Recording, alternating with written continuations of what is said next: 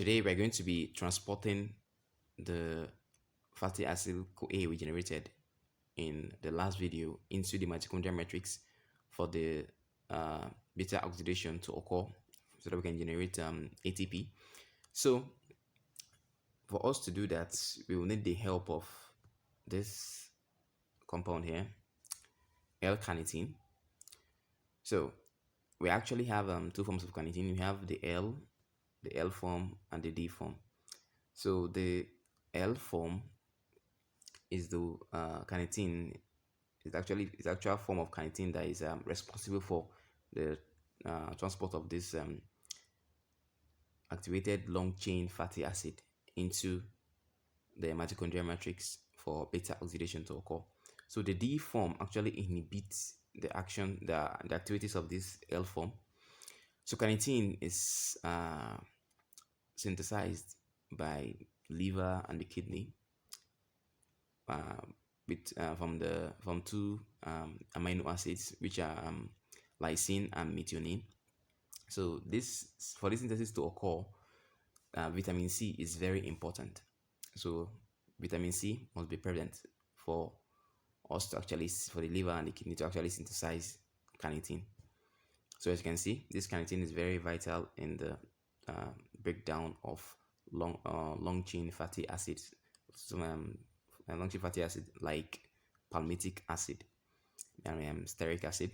So now I'm going to show you how this carnitine actually function, but we have to take note of something here.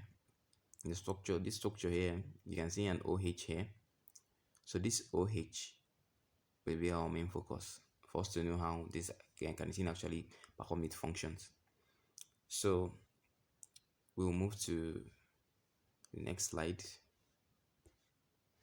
So you can see we have the fatty acyl CoA here, and here is your carnitine. So I presented the remaining structure of carnitine with its name. Then I told you also, I just said that we focus on the OH group of carnitine because that's the main actor in this reaction. So now, as you can see here, I represented this CA.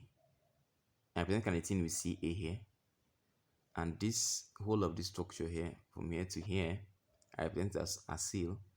Then you have the coenzyme A as this, and you see coenzyme A here too. So let's start with the first step of this transport. So now the first step here is this one. So you can see the enzyme responsible for this reaction here is called CAT1. So CAT stand for carnitine acyl transferase. So now I already told you that the whole of this structure here represents acyl, and this coenzyme A is this. So now as you can see that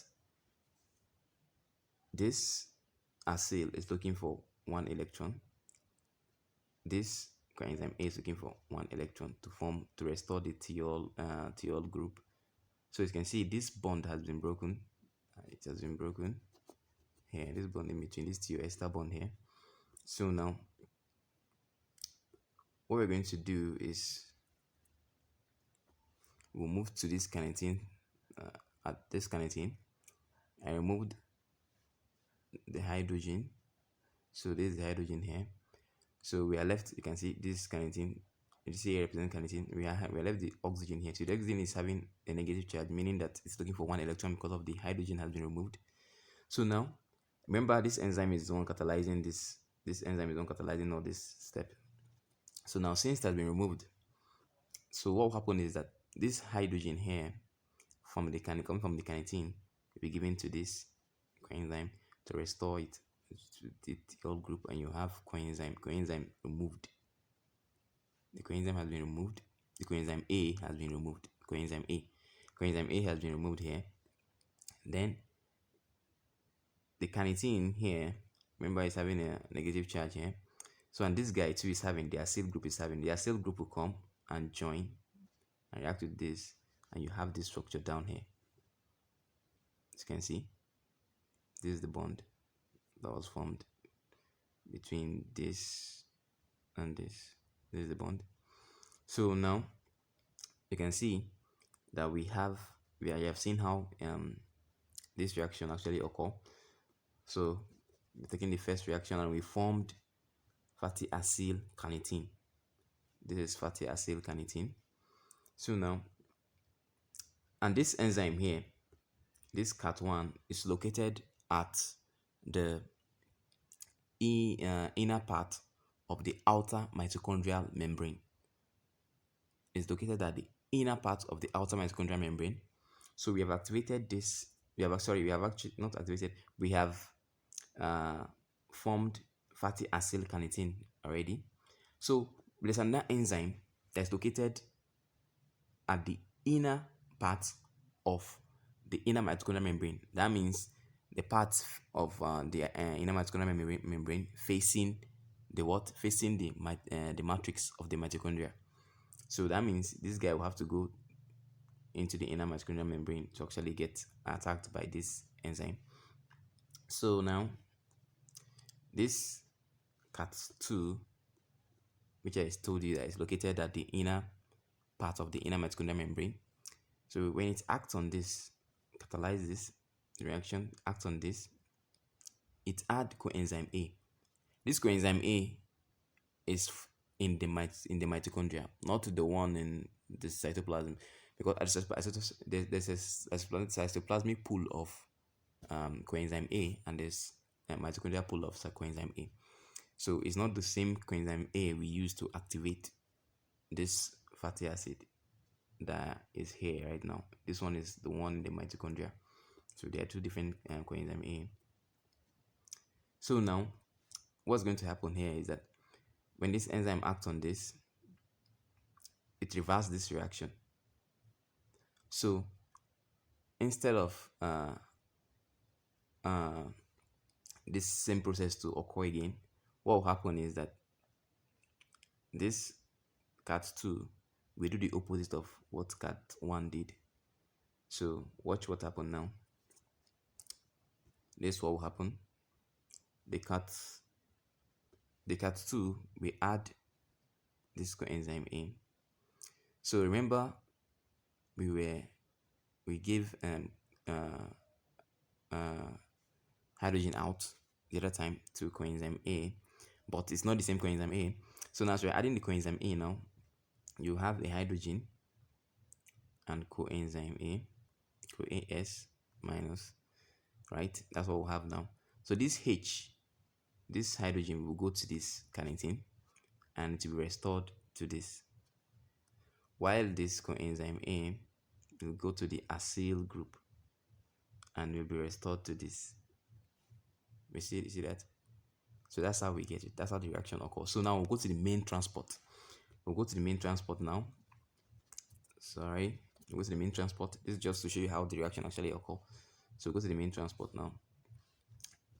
So I'll have to draw a line to represent outer mitochondrial membrane. I'll use OT to represent outer mitochondrial membrane. So I'll use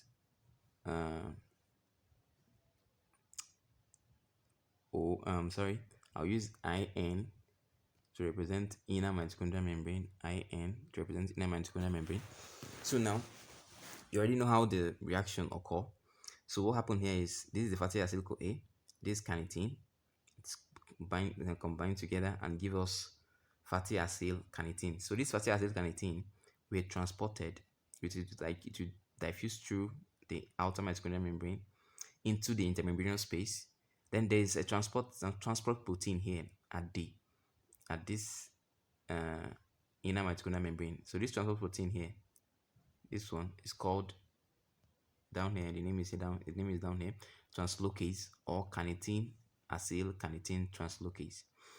So this fatty acyl carnitine will pass through this transport protein into the mitochondrial matrix, and it is acted upon. I told you that the enzyme is located, this CAT2 is located at the inner part of the inner mitochondrial membrane. That's the part facing the matrix. So now this enzyme acts on it, act on this fatty acyl carnitine, and it gives us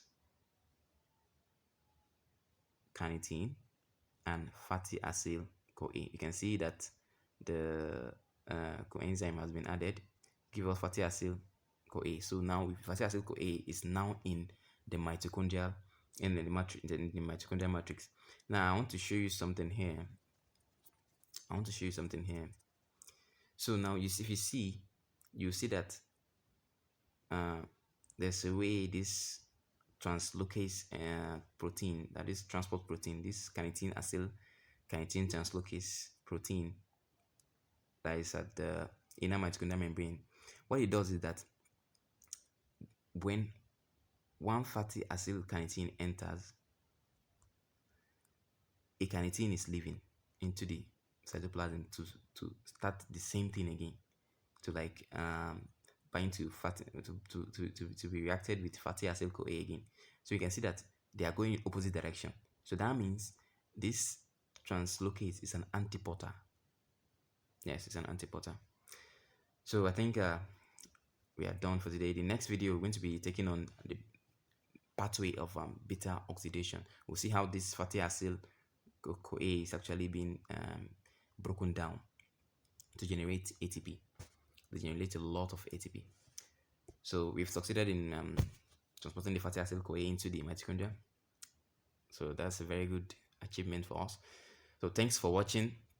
Please press the subscribe button and the notification bell. Thank you.